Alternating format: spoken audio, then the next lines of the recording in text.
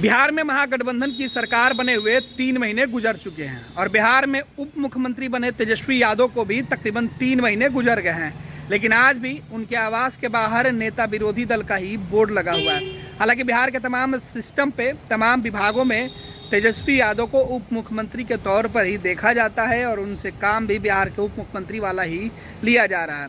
लेकिन तेजस्वी यादव के नाम पर जो मकान आवंटित हुआ था जब वो नेता विरोधी दल थे, तब इसी मकान में तेजस्वी यादव आना था, लिहाजा जो मकान है वो नेता विरोधी दल के नाम से आवंटित हुआ था। यह मकान पहले सुशील मोदी का था। जब सुशील मोदी नेता विरोधी दल थे तब इसी मकान में रहते थे। उसके बाद तेजस्वी यादव 5 देशरत्न मार्ग छोड़कर इसी मकान में आए, क्योंकि यही मकान जो बंगला है वो सरकार के द्वारा नेता विरोधी दल को आवंटित किया गया है और ये बंगला उसके बाद से सरकारी फाइलों में नेता विरोधी दल के लिए ही आवंटित कर दिया गया है। लेकिन 3 महीने से ज़्यादा वक्त गुजर गया है सरकार बने हुए और तेजस्वी यादव को उप मुख्यमंत्री बने हुए हैं। अब तेजस्वी बिहार में नेता विरोधी दल नहीं है, बल्कि तेजस्वी प्रसाद यादव बिहार में उप मुख्यमंत्री हैं। लेकिन तेजस्वी यादव के लोगों के द्वारा या फिर भवन निर्माण विभाग के द्वारा ये चूक अभी भी है। 3 महीने हो गए, लेकिन इस नेम प्लेट से जो नेता विरोधी दल का जो है वो नाम नहीं हटा है। तेजस्वी प्रसाद यादव के उप मुख्यमंत्री वाला जो नेम प्लेट है वो नहीं बदला गया। अभी भी तेजस्वी यादव अपने आवास पर नेता विरोधी दल के हैसियत से ही नेम प्लेट लगाए हुए हैं।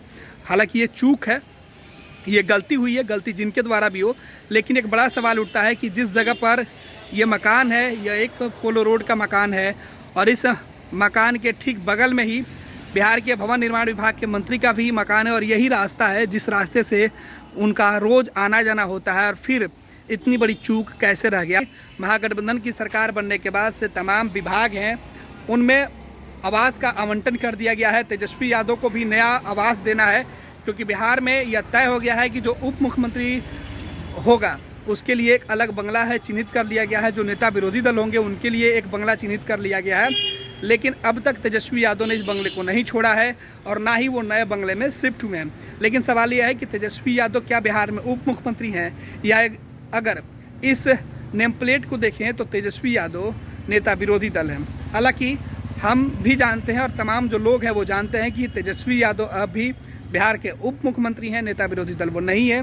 हालांकि जो नेम प्लेट दिख रहा है, इस नेम प्लेट पर तेजस्वी यादव के नाम के नीचे नेता विरोधी दल ही लिखा हुआ है। हालांकि ये चूक है, मैं बार बार कह रहा हूँ कि ये चूक है। चूक तेजस्वी यादव के कार्यालय के द्वारा हुई हो या फिर नगर जो भवन निर्माण विभाग है उनके द्वारा किया गया, ये मानवीय भूल है। लेकिन अब 3 महीने गुजर जाने के बाद भी अगर ये भूल दिखेगा तो सवाल उठना लाजमी है, क्योंकि ये जो मकान है वो नेता विरोधी दल के हैसियत से तेजस्वी यादव को मिली थी और अब वो बिहार में उप मुख्यमंत्री हैं। हालांकि तेजस्वी पहले भी यहाँ नहीं रहते थे, वो 10 सर्कुलर आवास में ही रहते थे और जब वो बिहार के उप मुख्यमंत्री थे तब भी वो 10 नंबर आवास में ही रहते थे और आज भी उप मुख्यमंत्री हैं तब भी 10 नंबर आवास में ही रहते। लेकिन बड़ा सवाल है कि नेता विरोधी दल के नाम से जो मकान उनको मिला था उस पर आज भी तेजस्वी यादव को नेता विरोधी दल ही दिखाया जा रहा है। हालांकि जो गेट नंबर 1 है इसके नीचे नेता विरोधी दल को ढकने की भी शायद कोशिश रही होगी, क्योंकि कुछ गोंद वगैरह दिख रहा है।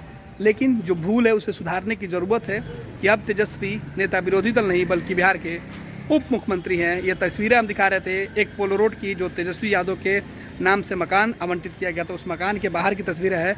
और अब आपको बता देते हैं कि ये मकान नेता विरोधी दल के लिए पहले से ही सरकारी कागजों में आवंटित है।